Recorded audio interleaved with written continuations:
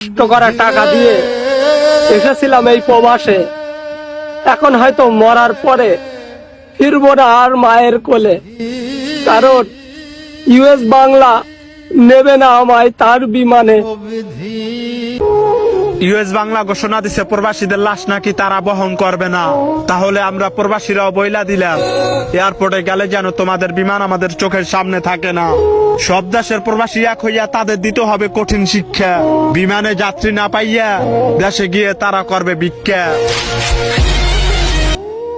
US Bangla বিমান ঘোষণা দিয়েছে তারা নাকি প্রবাসীদের লাশ বহন করবে না, অথচ এই বিমানের 96% যাত্রী হলো আমরা প্রবাসীরা।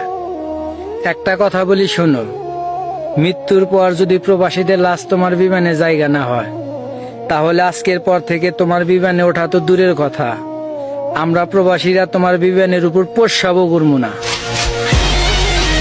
দুঃখের সময় যদি পাশে না পাই, সুখের সময় দেব কি ধূপ। সকল প্রবাসী সচেতন আছি, থাকবো না আর চুপ। প্রবাসীর জন্য 2টা টাকা যায় তোমাদের পকেটে, ইউএস বাংলার মালিক হয়ে ভাব ধরেছে রকেটের। অতীতের কথা মনে করে দেখো, ছিলে তুমি শূন্য, গায়ে একটু বাতাস লাগাতে ভাতরে বলো অন্য।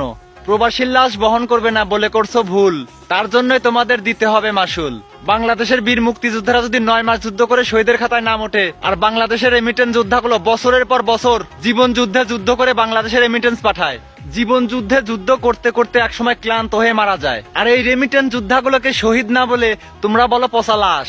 9 মাস যুদ্ধ করে যে সমস্ত শহীদরা মারা গেছে, প্রত্যেকটা প্রবাসী রেমিটেন্স যোদ্ধাগুলো তাদের থেকে কম না, আর তোমরা বলো সেই সমস্ত প্রবাসীর লাশগুলো তোমরা বহন করতে পারবা না। প্রবাসীর নিয়ে যাওয়ার সাবান শ্যাম্পু গুলো তোমরা বহন করতে পারবা, কিন্তু প্রবাসীর লাশ বহন করতে পারবা না। আর তোমাদের সেই ইউএস বাংলা এয়ারলাইন্সে আমরা কি হিসু করতে যাব?